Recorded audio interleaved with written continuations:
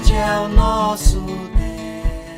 Nós vamos dar continuidade, queridos irmãos, ao estudo do capítulo 2 da Confissão de Fé de Westminster. Nós estamos tratando a respeito do ser de Deus e da Santíssima Trindade, como os irmãos estão vendo aí projetado.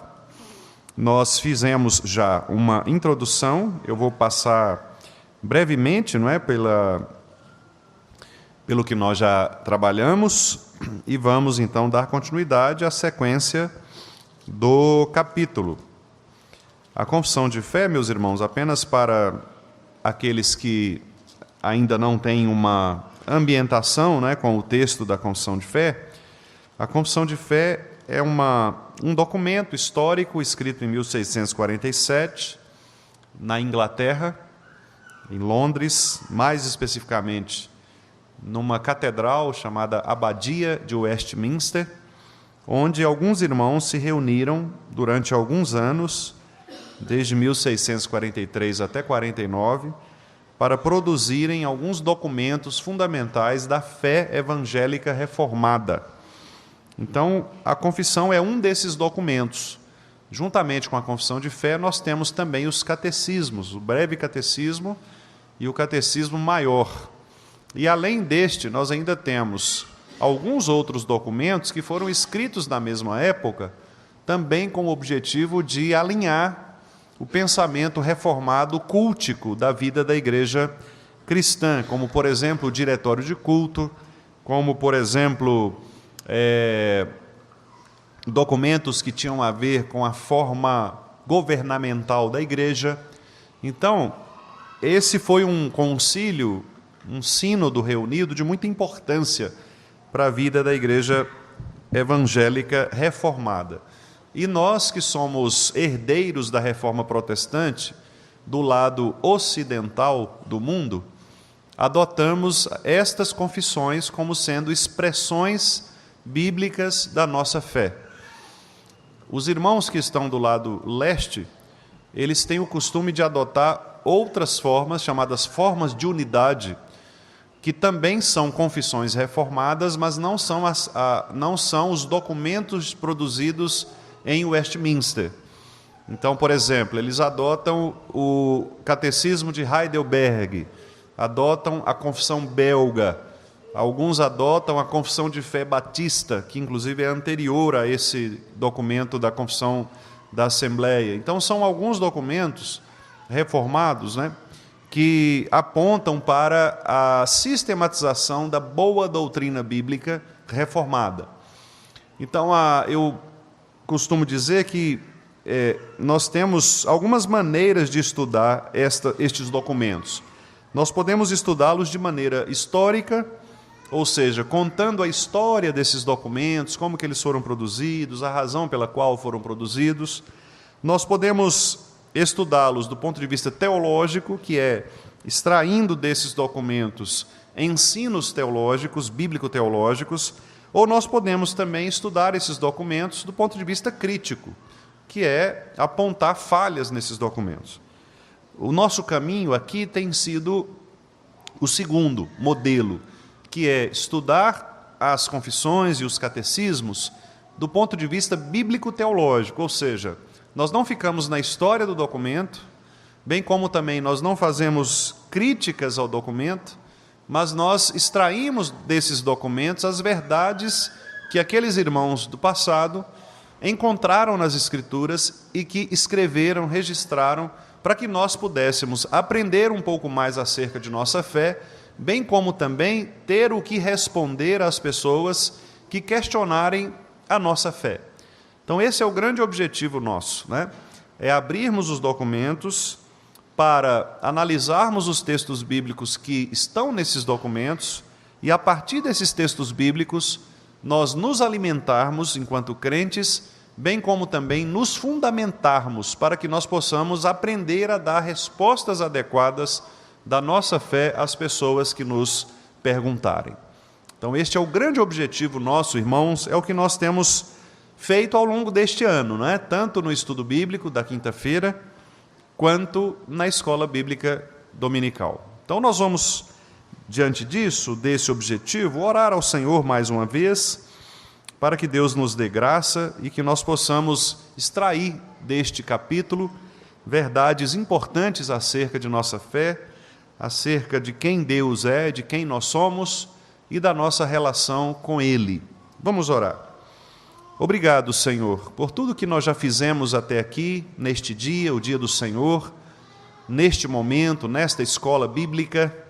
Obrigado pela vida da superintendência dessa escola, hoje representada pelo irmão presbítero Alain, os irmãos André, irmã Miriam também. Obrigado, ó Pai, porque o Senhor tem abençoado esses irmãos, bem como aqueles que secretariam também nesta escola, os nossos professores, as professoras que têm se empenhado, ó Deus, cada um em sua classe, na sua faixa etária, com os desafios próprios.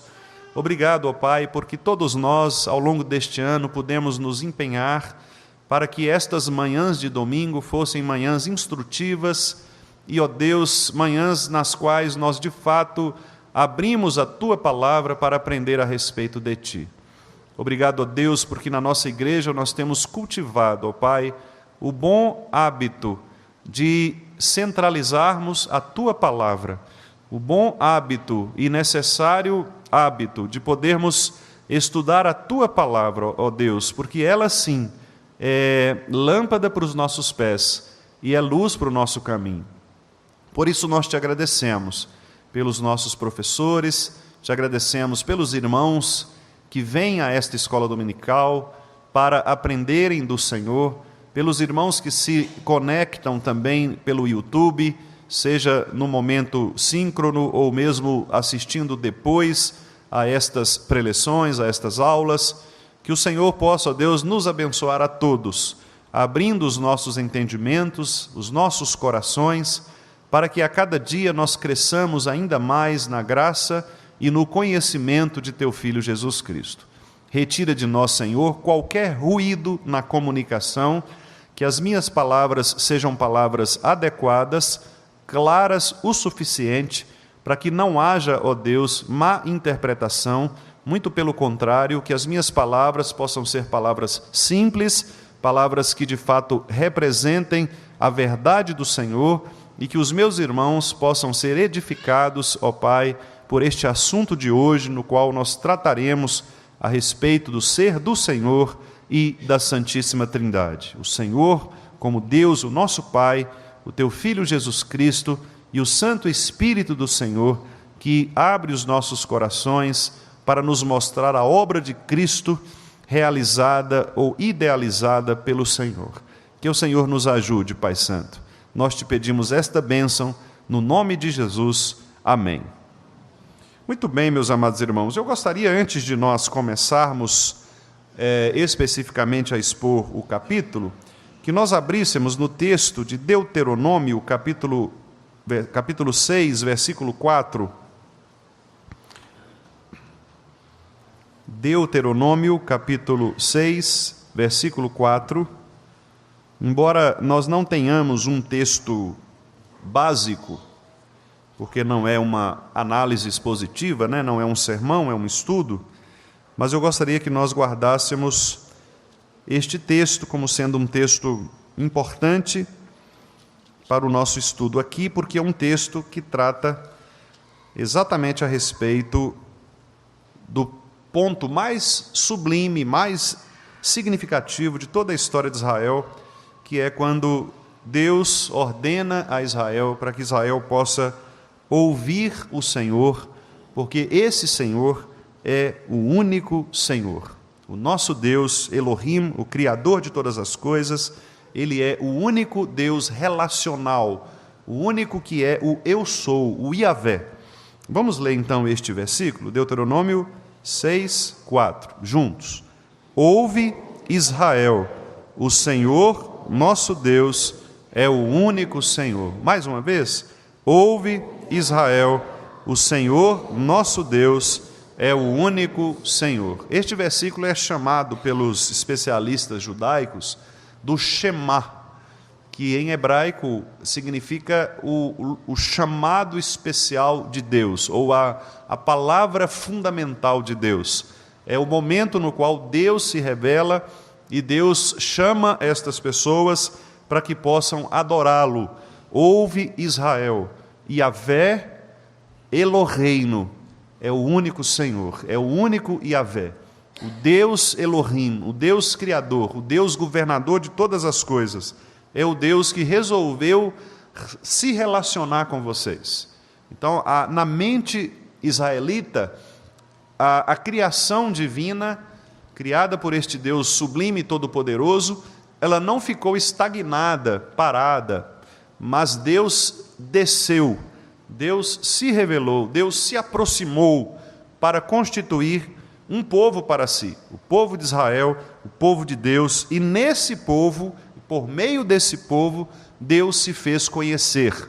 Deus se tornou conhecido ao mundo por meio do povo de Israel. Então, tudo o que nós sabemos a respeito de Deus está nas Escrituras Sagradas, começando do Antigo Testamento, porque Deus se revelou aos israelitas no Antigo Testamento, por meio dos profetas, por meio dos pais, dos patriarcas, e depois na pessoa de Jesus Cristo, que foi a revelação máxima, o ápice da revelação. O Deus, o Verbo que se fez carne e habitou entre nós, e revelou a glória, mostrou a glória de Deus, o Pai. Então, no Antigo Testamento, como diz o escritor aos Hebreus, Deus nos falava por meio dos pais, falava aos pais por meio dos profetas, por meio das visões, por meio das teofanias, que eram as aparições de Deus, de várias formas. Mas agora, quando Cristo veio, quando o Verbo se encarnou, Ele nos fala pelo Filho, a quem Ele constituiu herdeiro de todas as coisas, pelo qual também fez o universo, e Ele sustenta todas as coisas pela palavra do seu poder. Então, meus irmãos, nós estamos diante da revelação do Senhor, começando lá no Antigo Testamento, caminhando até o Novo Testamento, para estabelecermos o que esta revelação fala a respeito de Deus, o Pai. E é isso, então, que nós tratamos no capítulo 2 da Confissão de Fé. Para onde eu aponto aqui, Gui? Isso. Ok, vamos fazer a leitura deste parágrafo. Este é o primeiro parágrafo do capítulo 2 da Confissão de Fé. Ok? Vamos ler juntos? Há um Deus,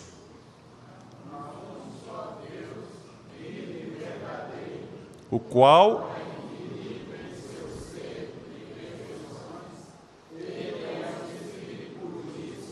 invisível, sem corpo, membros ou paixões,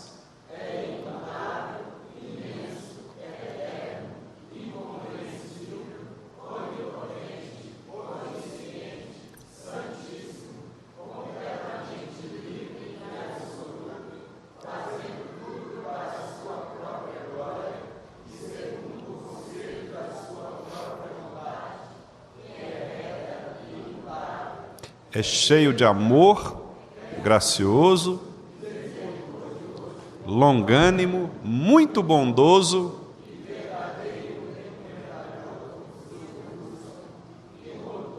justíssimo e terrível em seus juízos. De modo algum terá por inocente o culpado. Exatamente. Então, esse é o primeiro parágrafo do segundo capítulo. É o parágrafo introdutório, que apresenta a existência de um só Deus e as qualificações ou as perfeições, as atribuições desse Deus. Na aula anterior, eu dei aos irmãos a oportunidade de levantar algumas dúvidas em relação a algumas dessas palavras, né? Por exemplo, o que significa dizer que Deus é incompreensível? O que significa dizer que Deus é terrível em seus juízos? Então, nós apresentamos aqui algumas explicações a respeito desses termos. Na sequência,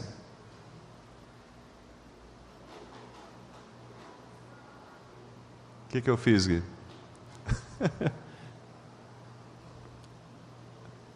Isso. Na sequência, nós perguntamos, por que é necessário saber quem Deus é? E aí nós respondemos com base nesses dois textos. E nós vamos apenas lê-los agora para relembrar os irmãos. Por que nós precisamos saber a respeito de Deus? Nós poderíamos apresentar outras razões, mas eu creio que essas duas razões são poderosas o suficiente para convencer aqueles que são tocados pelo Espírito Santo e têm os seus olhos abertos para a verdadeira fé, a conhecerem mais a respeito de Deus. A primeira razão é porque conhecer a Deus é a vida eterna. Então, o que é a vida eterna? Conhecer a Deus. Esta é a vida eterna. E segundo lugar, porque Deus recompensa aqueles que o conhecem. Então, são duas razões poderosas, né? Motivadoras em relação a esta pergunta. Então, vamos ler a primeira.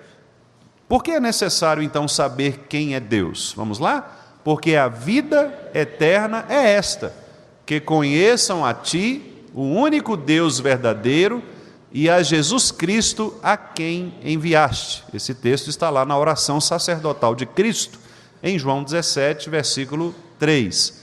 E também, segundo lugar, nós podemos saltar um porquê ali, né? Porque tem dois porquês. Então, segundo, por quê?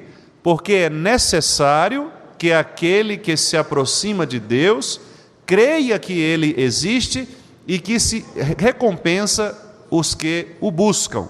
Na versão da Ara, né, se torne galardoador, aquele que presenteia, que recompensa, né? Então essas são duas razões poderosas pelas quais nós fundamentamos ou devemos fundamentar o nosso desejo de conhecer mais a respeito de Deus. Primeiro, porque esta é a vida eterna. Segundo, porque para que nós nos aproximemos de Deus e recebamos das suas bênçãos, nós precisamos crer que Ele existe, né?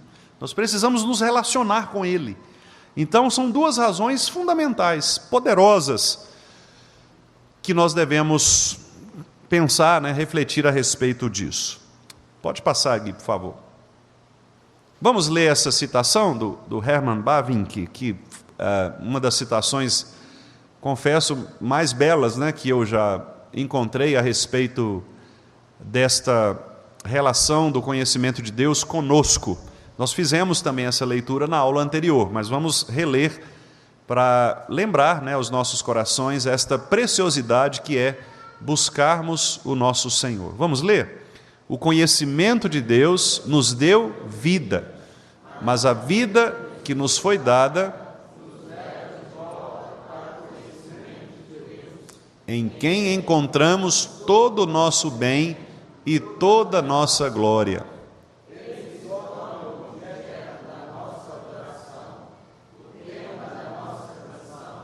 E a força da nossa vida, por causa de Deus, por meio de Deus e para Deus, são todas as coisas.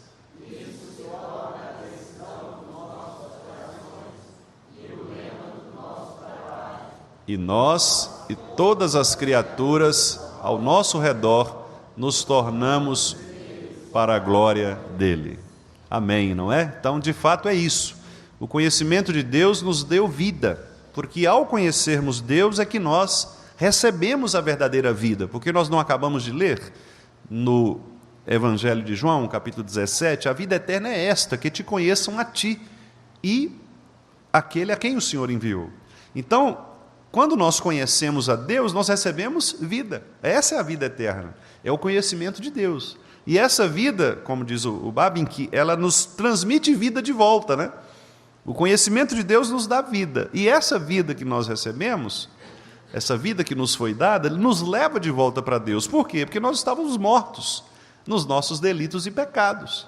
Então, nós só podemos conhecer a Deus porque Ele nos deu vida para que nós pudéssemos conhecê-lo.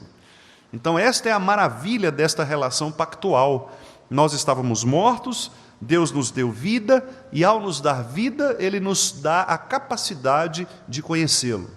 Portanto, o crente que, como nós pregamos aqui nos sermões anteriores, o crente que ignora esta capacitação dada por Deus e, ao invés de buscar mais conhecimento de Deus, por preguiça, por negligência, ele não faz isso, ele está exatamente se opondo a esta verdadeira fé, a esta verdadeira atribuição de Deus, dada por Deus, que é conhecê-lo, né?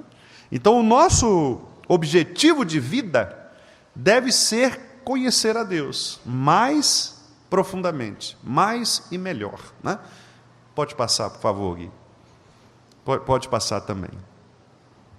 O que significa afirmar que Deus é vivo e verdadeiro? Essa é uma pergunta importante também. Nós afirmamos aqui que Deus é vivo e verdadeiro.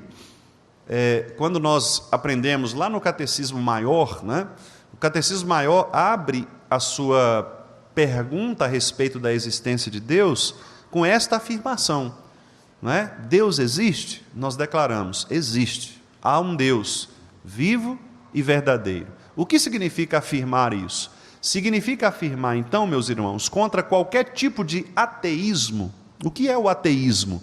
O ateísmo é a negação da existência de um Deus pessoal, de um Deus que interfere na realidade humana, de um Deus que se relaciona.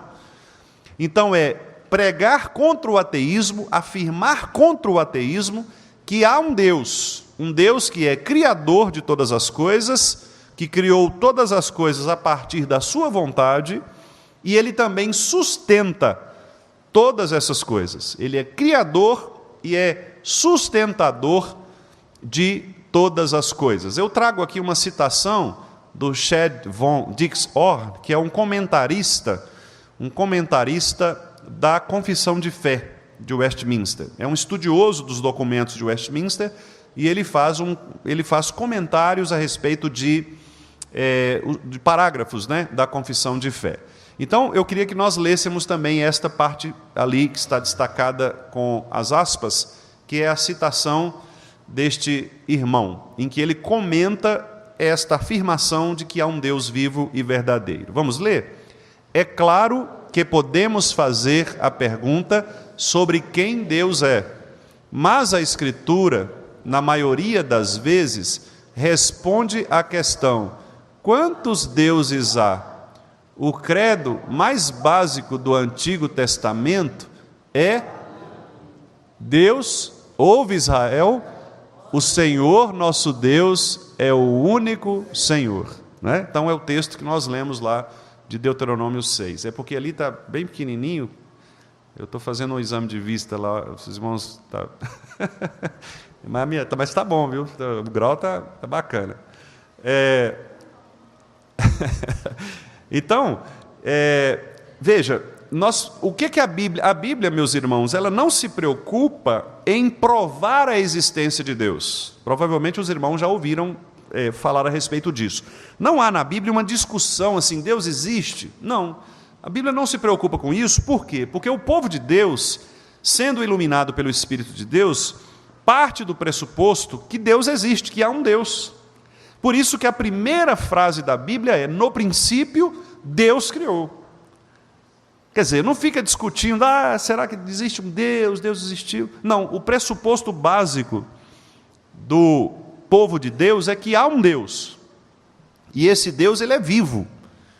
Ele é vivo e ele é verdadeiro. E por que nós partimos desse pressuposto? Pela afirmação do Shema: ouve Israel, o Senhor nosso Deus, que é o Deus Criador, é o único Senhor, é o único que se relaciona.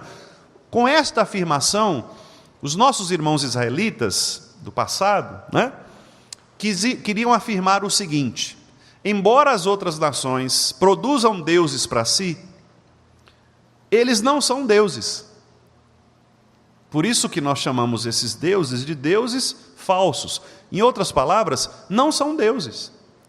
São invenções da mente humana, invenções da incredulidade humana ou da busca humana por um Deus, para saciar esta sede que há no ser humano na busca de um Deus, mas na verdade não é o Deus verdadeiro. Só há um Deus. Então, quando as pessoas falam, o Deus fulano, Deus tal, não são deuses, são figuras mitológicas, são figuras históricas, são criações ideológico-religiosas, mas não são deuses, de fato, porque há um só Deus. Tudo que se produz, portanto, nas culturas e que são chamadas de deuses, não são deuses. Então, até por nós mesmos, né, quando nós nos referirmos a estas imagens, a essas figuras, a estas entidades, né, nós devemos ter claro na nossa mente que elas não são deuses, não são comparáveis a Deus. Deus é um só. Deus é um só. Porque o Shema, então, declara: há um só Deus. Deus vivo e verdadeiro. Bom, o termo, então, o tema, né? O tema, que é esse tema que nós perguntamos, por que nós devemos estudar a respeito de Deus e o que significa afirmar que Deus, Ele é vivo e verdadeiro? O que significa afirmar isto? Significa afirmar contra o ateísmo, que há um Deus que é vivo, um Deus que é verdadeiro Deus. E ali eu trago uma citação também de um teólogo, que é o François Turretini. O François Turretini é um teólogo bastante denso na sua teologia, né? E ele discute muitos pressupostos importantes a respeito dessa relação entre o cristianismo e o ateísmo. Então aí ele coloca estas três abordagens, né, que vão então definir para nós, ou começar a definir, esta questão do ateísmo. Então, para que nós devemos estudar esse tema contra o ateísmo? Em primeiro lugar, para que nós saibamos que ele é, ou seja, com respeito à existência de Deus, contra o ateísmo. Então, a primeira coisa é, ele existe. Porque o ateísmo afirma, Deus não existe. Nós afirmamos, Deus é, Deus existe. E essa afirmação, irmãos, ela é poderosa, por quê? Porque lembre-se de que quando Moisés foi a Faraó, e é ali a primeira vez na Bíblia que aparece Deus falando o seu nome próprio, Deus diz a Moisés, olha, Moisés pergunta, o que eu direi a Faraó? Em nome de quem eu me apresentarei? Deus então disse, olha, você vai se apresentar usando o meu nome. Qual é o teu nome? Eu sou, que é exatamente o que nós traduzimos como Yahvé, né? Que é um tetagrama, ou seja, 4 letras no hebraico. O hebraico ele não tem vogais, A, E, I, O, U. Então, são 4 consoantes que nós não conseguimos pronunciar porque a nossa formação ocidental tem muita dificuldade com a produção de sons guturais, que a gente chama, que são sons produzidos na garganta, aquele som, né, que é típico do pessoal dos árabes, dos judeus, daquela região do Oriente Médio. Mas são 4 letras, por isso que se chama tetagrama. E nós usamos nós ocidentalizamos esta expressão com vogais. Por isso a gente diz Yahvé.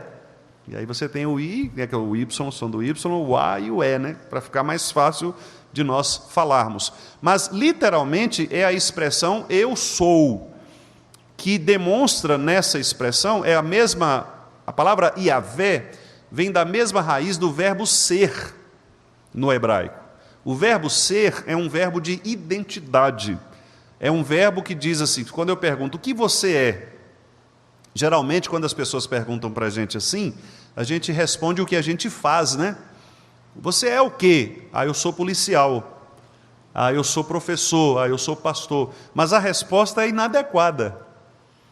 Embora a pergunta talvez até sugira da parte de quem pergunte o que você faz mesmo. Mas quando alguém diz o que você é, bom, o que você é? Eu sou humano, né? Eu sou um ser humano, assim, assado. Ou seja, você apresenta suas atribuições, suas qualificações, a sua identidade. Então é isso que Deus fez para Moisés. Olha, Moisés, eu sou. E nessa expressão, Yahvé, eu sou, Deus quis dizer para Moisés, Eu existo. Tudo o que existe depende de mim. Não há existência fora de mim. Eu sou. Daí nós concluímos o ser absoluto de Deus em suas perfeições. Então essa é a primeira coisa que o Turretini diz ali. Quando nós aprendemos a respeito do Deus vivo e verdadeiro, nós devemos aprender a responder às pessoas quem Ele é. Quem é Deus? Quem Deus é? Ele existe. Correto? Segundo lugar, para que saibamos o que Ele é, ou seja, com respeito à sua natureza e atributos. Quem Deus é? Ele é Espírito, infinito, eterno, imutável em seu ser, sabedoria, poder, santidade, justiça, bondade e verdade. Esta é a resposta do breve catecismo a respeito de quem Deus é. Então nós devemos também aprender a respeito disso, aprender que Ele existe e o quem Ele é. Em terceiro lugar, ele diz, para que saibamos quem Ele é com respeito às pessoas, ou seja, a Trindade.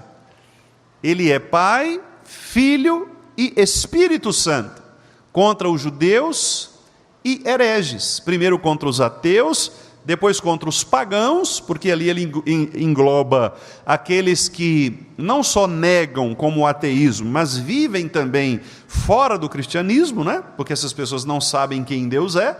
E, em terceiro lugar, judeus e hereges, porque os judeus negam a Trindade. O judeu não acredita na Trindade, porque ele não acredita que Cristo seja Filho de Deus, ou seja, Deus. Então, o Turretini diz, olha, nós precisamos saber quem Deus é, o que Ele é quanto à sua identidade, existência, para que nós respondamos aos ateus, saber o que Ele é quanto à sua natureza e atributos, para respondermos aos não cristãos, aos pagãos, e também saber quem Ele é com respeito às suas pessoas, Pai, Filho e Espírito Santo, para nos diferenciarmos dos judeus e dos hereges, como, por exemplo, testemunhas de Jeová, que também afirmam a não existência divina de Jesus Cristo, como sendo Filho de Deus. Ok? Então, esta é a razão, e por isso esse tema é tão significativo. Pode ir, Gui, por favor. A demonstração, ainda o Turretini, né? A demonstração da deidade repousa principalmente sobre 4 fundamentos. 4 fundamentos. O que Turretini quer dizer aí é o seguinte, nós podemos pensar a respeito da existência de Deus e dos seus atributos com base nesses 4 fundamentos, pelo menos. Primeiro, a voz da natureza universal. Nós já aprendemos sobre isso, que é a chamada revelação natural. Ok? Os céus proclamam a glória de Deus. A natureza mostra que há um Deus. Salmo 19, de 1 a 7. Os irmãos sabem, é esse texto que eu acabei de citar. Os céus proclamam a glória de Deus, o firmamento anuncia as obras das suas mãos, um dia discurso a outro dia, uma noite revela conhecimento a outra noite, ou seja, a natureza fala sobre Deus. Segundo fundamento, a contemplação do próprio homem. Ou seja, quando você olha para o próprio homem, para a própria criação, para quem nós somos, nós deveríamos pensar, bom, nós não podemos ser fruto de um acaso. O ser humano, com toda a sua inteligência, com toda a sua capacidade racional, emocional, afetiva, que é relacional, com a sua capacidade, inclusive religiosa, de desejar um Deus, não pode ser fruto de um casamento entre átomos, algo do acaso, mudança de DNA. Não, existe algo mais sublime do que simplesmente uma coincidência de aspectos científicos. Vamos ver esse salmo aí, Salmo 90. Nós não vamos lê-lo todo não, mas apenas para que os irmãos possam também tê-lo gravado, né, nos seus corações e mentes. Salmo 90, que é um salmo de Moisés, né? no qual Moisés fala a respeito da brevidade da vida. Ele faz o contraste entre a eternidade de Deus e a falibilidade humana. Vamos ver apenas os versículos 1 a 4. Vamos ler juntos. Senhor, Tu tens sido o nosso refúgio de geração em geração. Antes que os montes nascessem e se formassem a terra e o mundo, de eternidade a eternidade, Tu és Deus. Tu reduzes o homem ao pó e dizes: tornai filhos dos homens. Pois 1000 anos aos Teus olhos são como o dia de ontem que se foi e como a vigília da noite. Olha o versículo 10. Vamos ler?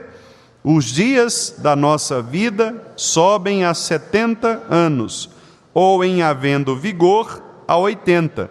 Neste caso, o melhor deles é canseira e enfado, porque tudo passa rapidamente e nós voamos. Então, este é um salmo que mostra que quando nós olhamos para nós, nós vemos, por outro lado, comparado a nós, a imensidão de Deus. Você olha para a sua falência, para a sua limitação, e você compara esta limitação à eternidade de Deus, à infinitude de Deus.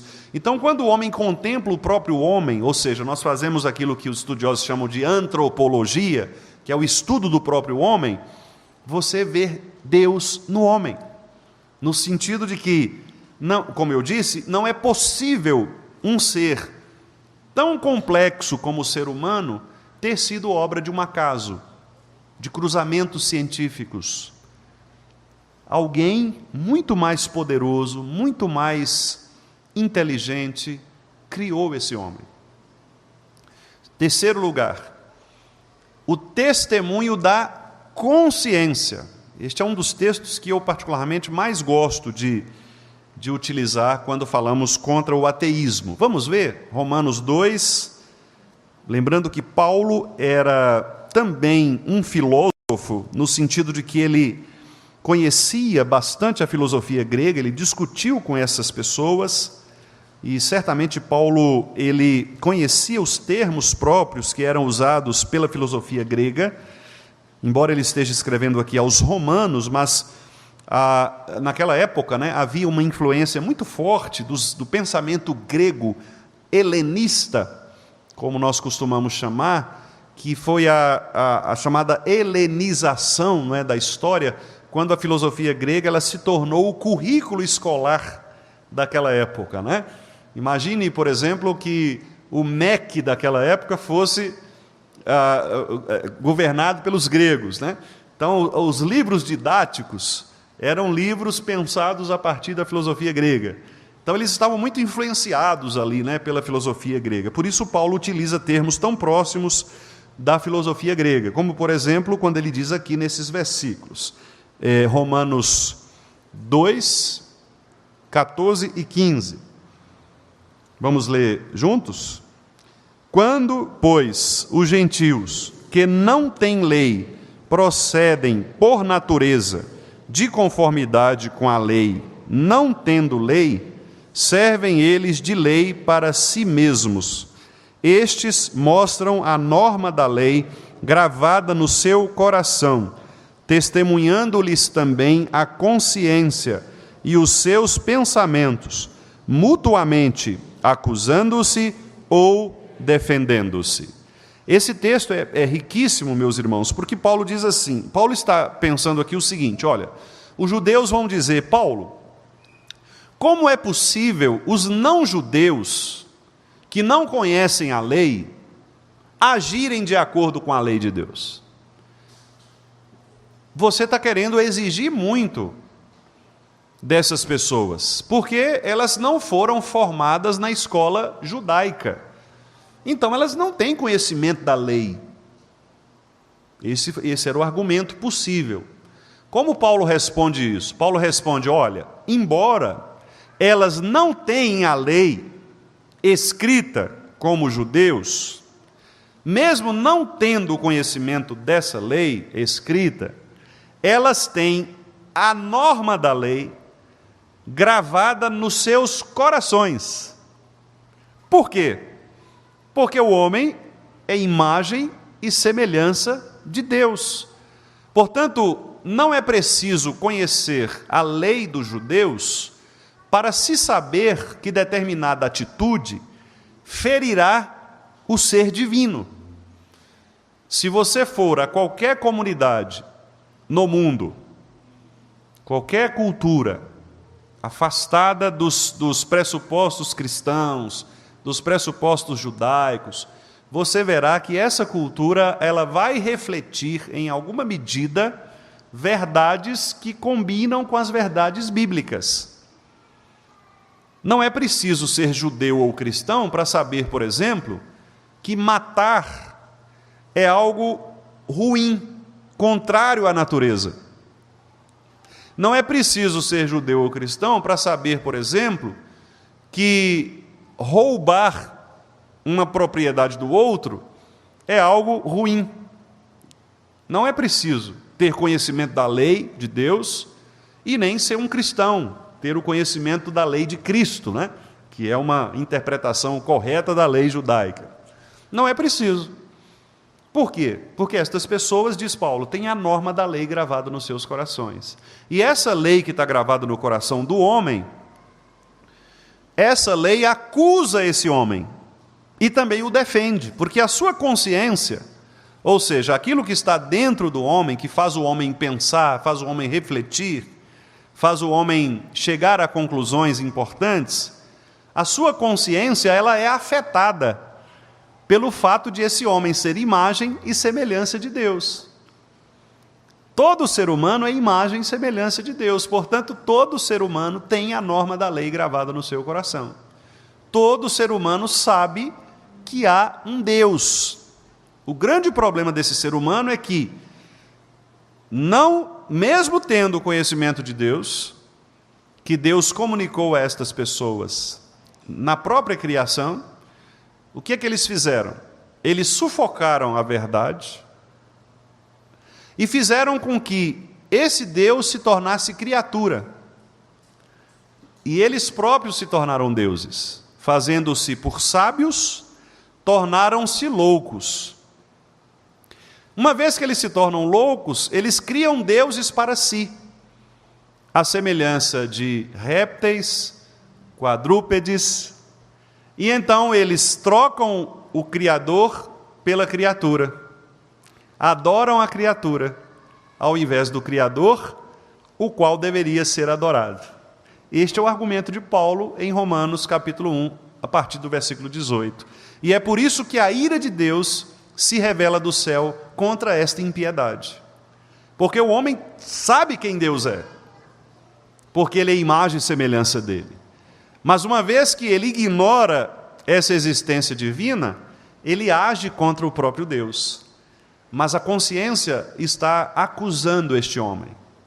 É por isso, meus irmãos, que geralmente, eu não vou saber citar nomes exatos, porque, muito embora eu goste de me conectar à cultura ao redor, né, para, inclusive, usar como exemplo, mas algumas coisas eu não gravo nomes, né, por opção mesmo, porque são tão promíscuas, né, tão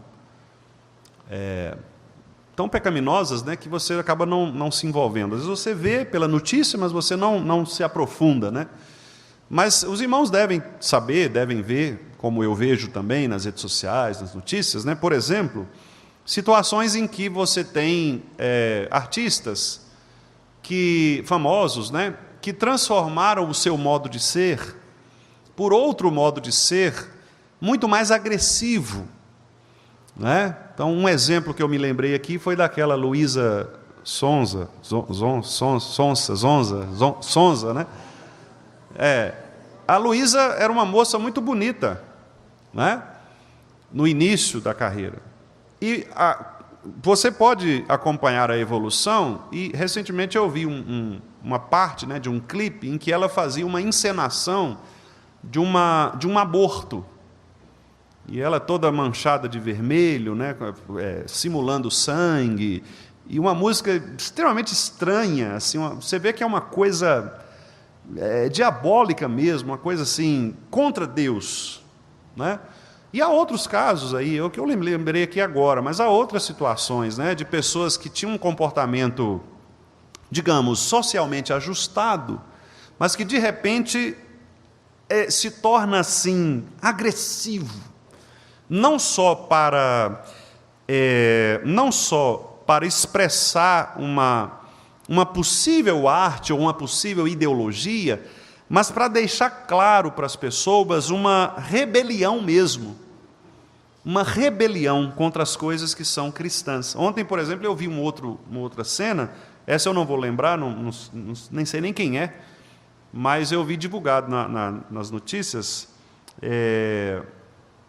eu vi até pelo canal da Record, do Bate, né, Luiz Bate, e ele mostrando acho que é uma cantora, não sei, ou é uma performance, em que a mulher rasgava a Bíblia, né? Ela estava assim, em trajes bem promíscuos mesmo, e rasgava a Bíblia, né, na cena, e aquela coisa bem diabólica assim.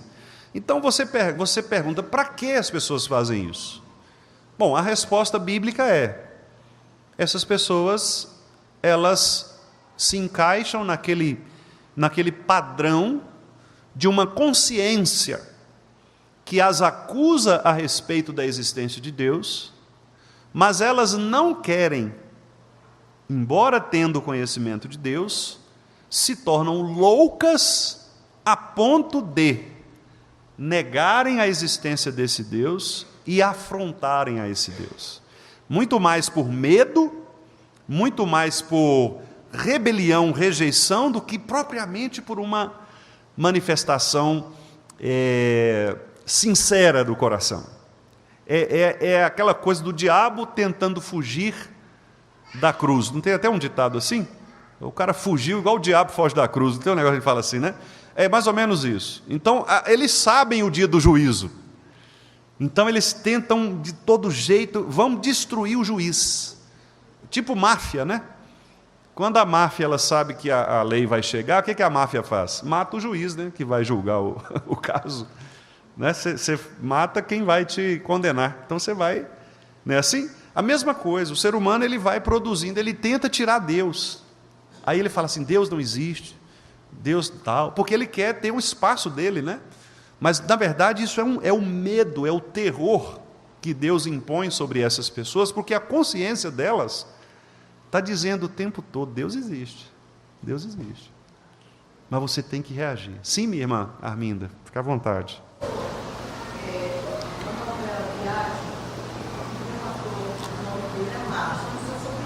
Sei. Ele fez o papel do personagem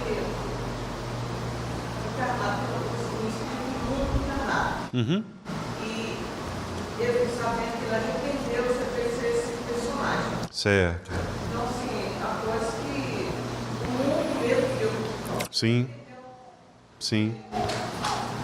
Entendeu? Esse personagem como espírito mundo encarnado. Sim. Pois é. Existem alguns casos assim um pouco meio macabros, né, no mundo televisivo, que é interessante. Não é o caso nosso aqui, mas a senhora falou aí, eu me lembrei, né? Tem algumas personagens, né, que às vezes interpretam personagens que são diabólicas ou que são personagens do mal mesmo, assim, e que têm depois uma vida muito desastrosa, né? Geralmente, eu me lembrei aqui, inclusive, do Heath Ledger, que é um baita ator, né, que faleceu. Ele fez o Coringa, aquele Coringa que vestiu de enfermeira, né, para explodir o hospital. O Heath Ledger, ele disse, antes de morrer, que a personagem, né, tinha transtornado a mente dele, né? A encarnação do mal ali, de você fazer de você se tornar o mal ali, mesmo que seja uma ficção, uma peça, né? Mas porque os atores profissionais mesmo, né, desse nível que nós estamos falando, eles encarnam a personagem, né? Eles se tornam porque eles precisam disso para expressarem mesmo, né, a vida daquela personagem. Então eu já vi histórias de pessoas que interpretaram papéis assim. Uma outra situação que eu me lembro também é a moça que fez o primeiro filme, O Exorcista. Ela também teve uma vida muito difícil, depois, se não me engano, morreu assim de uma forma trágica também, nova ainda. Então são situações delicadas, né? Porque como a Bíblia, eu me lembrei de um texto aqui, meus irmãos, mas a minha memória me falhou quanto à autoria. Se não me engano, foi Meredith Kline, mas eu preciso confirmar. Foi uma pessoa que escreveu a respeito do Batman, do filme, né? Dos filmes sobre o Batman. Aí ele fala exatamente sobre o Coringa. Eu vou resgatar isso depois, talvez eu até poste para os irmãos, é muito interessante. E aí, ela faz essa discussão, né? E aí, no final, ela diz assim: nunca se esqueça de que o diabo, ele sempre permanece diabo. Porque tem uma frase do Coringa, o Coringa antigo, aqueles primeiros Coringas lá atrás, em que ele fala com o Batman assim: você já dançou com o diabo à luz do luar? Né? É uma frase emblemática de os mais antigos, aí vão se lembrar, né? Um filme Batman lá atrás. E aí ela usa essa frase para dizer assim: olha, o diabo, mesmo enfraquecido, ele permanece diabo. Então, quando você chama o diabo para dançar com ele à luz do luar, fique esperto, porque ele é diabo. É o leão que, embora velho, embora desdentado, ele está rugindo, né? E mesmo que você... Vamos pensar na gente aqui, né? Você está no zoológico, o cara do zoológico fala assim: ó, você quer tirar uma foto com o leão? Ele já está velho, ele não faz mais nada, não. Ele não está aguentando, os dentes caíram tudo, seu Edson. O leãozinho está acabado. Eu não sei se eu iria, não. É leão, né? É leão, eu sei lá, ué, vai que esse leão, né? É igual, não, o cachorro não morre, não, está velho já, né? Não sei, você fica desconfiado. Então, o diabo é a mesma coisa. Tem pessoas que ficam brincando, né, com estas coisas, mas lembre-se que o diabo é sempre diabo, né? Então, essa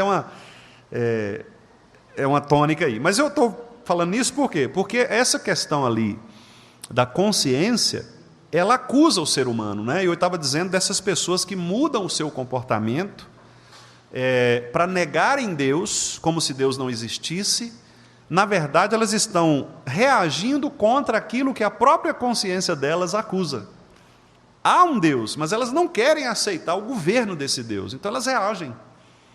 E algumas vão reagindo de maneira tão apóstata que elas se tornam agressivas, como esses casos que a gente citou aqui, desses artistas, né, que se tornam pessoas rebeldes mesmo, né, como infelizmente a gente vê por aí. Sim, irmão Halver?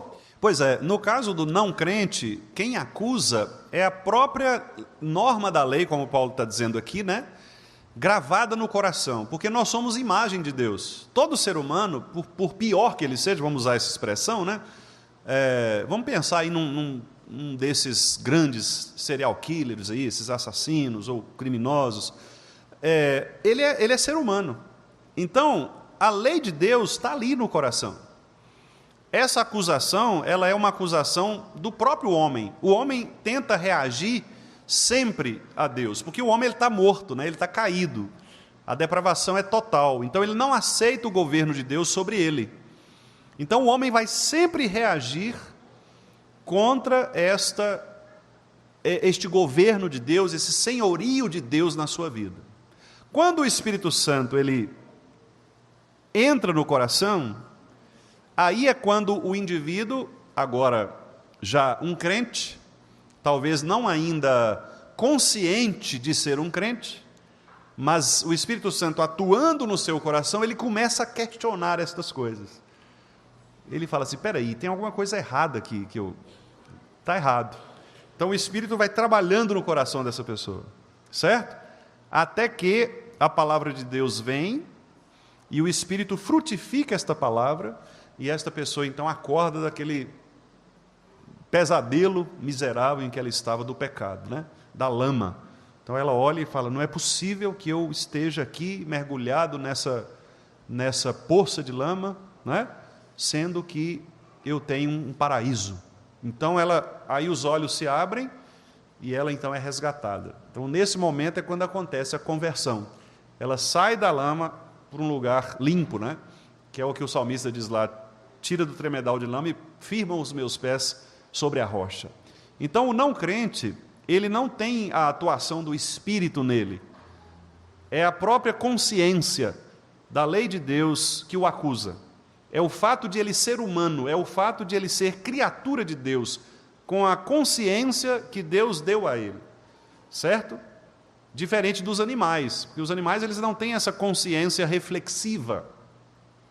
O animal tem algum tipo de consciência, né? Que as pessoas chamam de instinto, né? O animal tem a sobrevivência que foi colocada nele pelo próprio Deus, porque foi Deus quem criou também os animais, obviamente. Mas só o homem tem essa capacidade de montar esquemas conscientes, né? De elaborar a consciência, de dizer isto é errado, é consciência moral que a gente chama, de dizer que isso é certo, isso é errado, isso eu posso, isso eu não posso. Então, à medida que ele vai agindo assim, ele vai se encaixando. O não crente, ele não tem o Espírito Santo nele, mas ele tem a norma da lei gravada. Então é por isso que você tem não crentes, que são pessoas boas, pessoas justas, pessoas honestas, bons pais de família, bons maridos, boas esposas, boas mães, bons funcionários, bons patrões, certo? Não é uma atuação direta do Espírito Santo, mas é a norma da lei gravada no coração dessas pessoas, e elas então se enquadram nisso que nós chamaríamos assim de quase crente.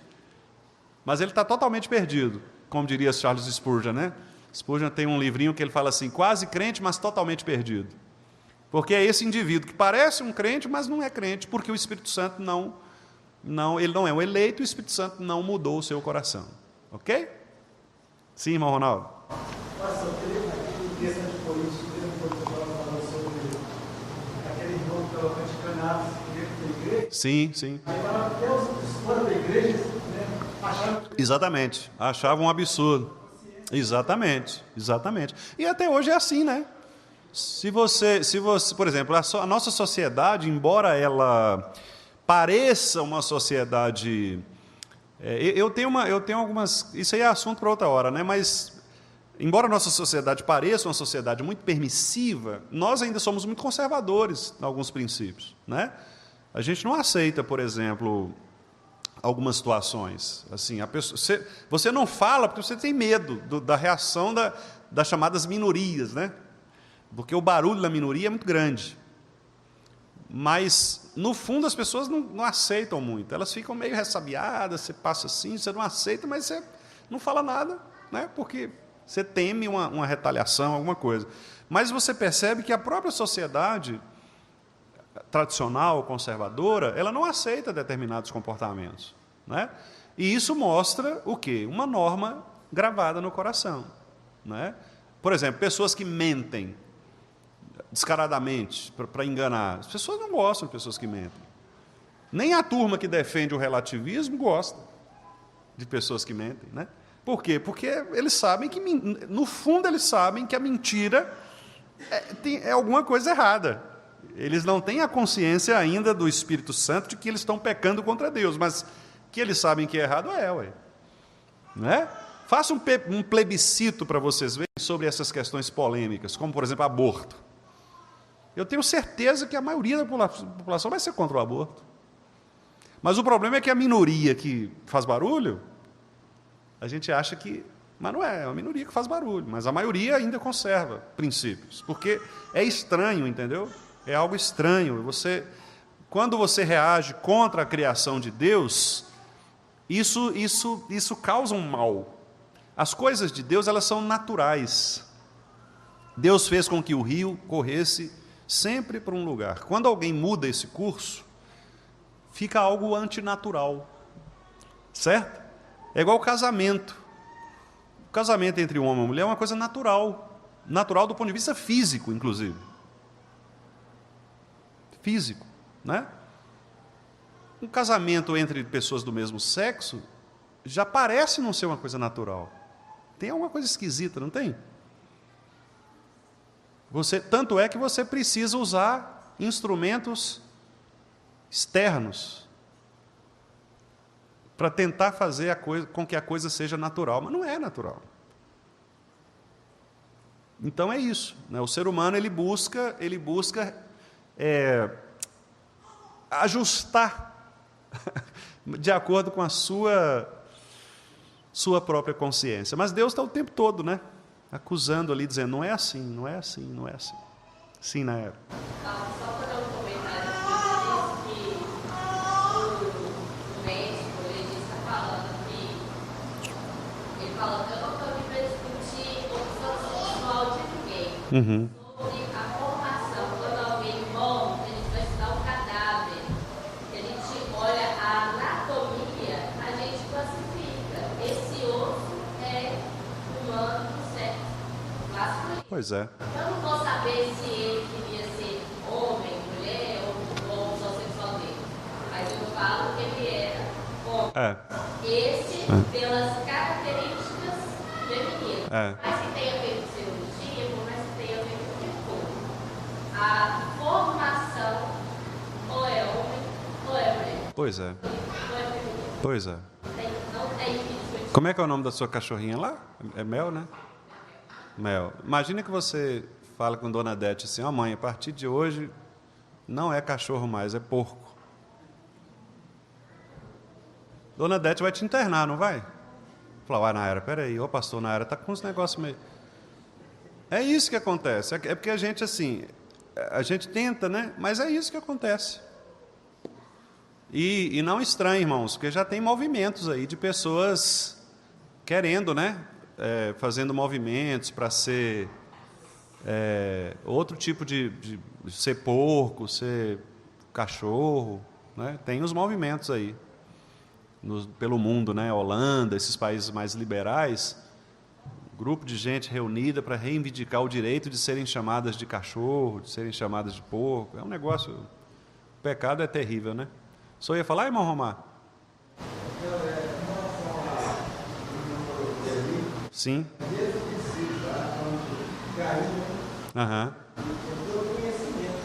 Pois é.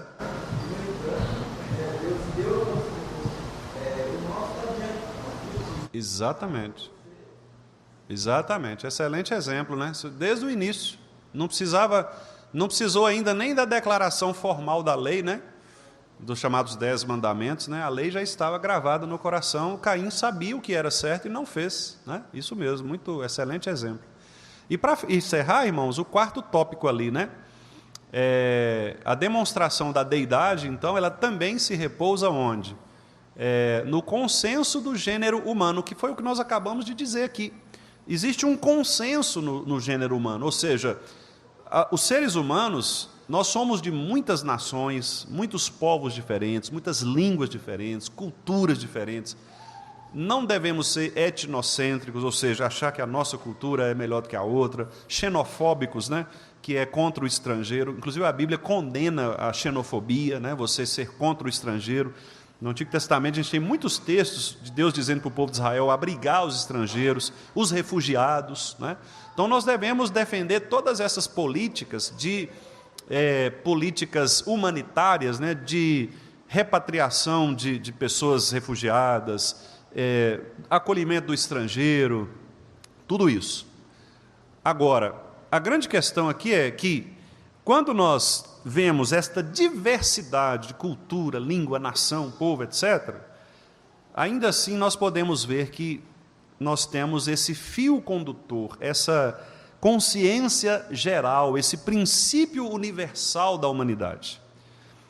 Se você for a qualquer cultura, por exemplo, essa cultura tem um modo de adorar a um Deus. Nem sempre vai ser o Deus cristão, mas sempre haverá um Deus. Pode ser uma barata, pode ser uma vaca, pode ser uma tora de pau, pode ser o rio, pode ser o sol, mas sempre haverá um Deus. E isso não somos nós que estamos dizendo, os próprios sociólogos dizem isso, que não existe cultura estabelecida sem que antes haja um símbolo religioso por trás. Muita gente boa na sociologia fala a respeito disso. Quer dizer, por quê? Porque o homem é criado à imagem e semelhança de Deus. Então há um princípio, há um consenso do gênero humano de que existe a divindade. O grande problema é a idolatria, é o pecado. Porque aí Paulo fala lá em Atenas, né? Olha, vocês estão próximos de Deus. Se vocês esticassem o braço, vocês pegariam no Deus verdadeiro. Ele fala assim, tateando o possam encontrar, né? Tatear é aquela, quando a pessoa que é cega, né? Ela vai caminhando, ela vai batendo aquela varinha, né? Ou com as mãos, porque ela vai caminhando. Paulo está falando, olha, vocês estão próximos, mas o problema é que vocês estão ao mesmo tempo cegos, porque vocês estão adorando todos esses deuses aqui, e o Deus desconhecido que vocês escreveram ali é exatamente o Deus que eu quero apresentar para vocês, que é o Deus que criou a terra, o Deus tal.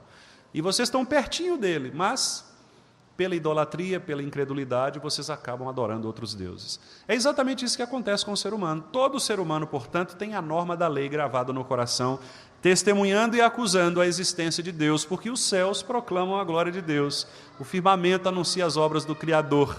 Nós podemos contemplar estas coisas entre nós, mas o homem insiste em ser um ateu. Quer seja um ateu teórico, que é aquele que declara não existir Deus, ou um ateu prático, que é aquele que não declara, mas que vive como se Deus não existisse. Aliás, esse vai ser o tema, né, dos próximos capítulos, nós falarmos um pouquinho sobre essas formas de ateísmo. Ok, meus irmãos? Até aqui, mais... Sim, irmão Miro?